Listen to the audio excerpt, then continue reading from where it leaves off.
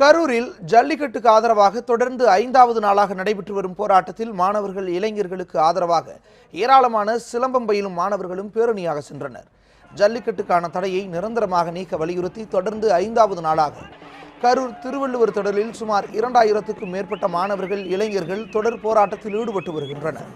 இந்த போராட்டத்துக்கு ஆதரவாக கரூர் மாவட்டத்தில் சிலம்பக்கலை பயிலும் சுமார் 100க்கும் அதிகமான மாணவர்கள் சிலம்பாட்டம் ஆடியபடி ஜல்லிக்கட்டுக்கு ஆதரவாக முழக்கம் எழுப்பினர். இதனைத் தொடர்ந்து திருவள்ளுவர் திடலுக்கு சென்று தொடர் போராட்டத்தில் ஈடுபட்டு வரும் மாணவர்கள் இளைஞர்களுக்கு தங்கள் ஆதரவை தெரிவித்தனர்.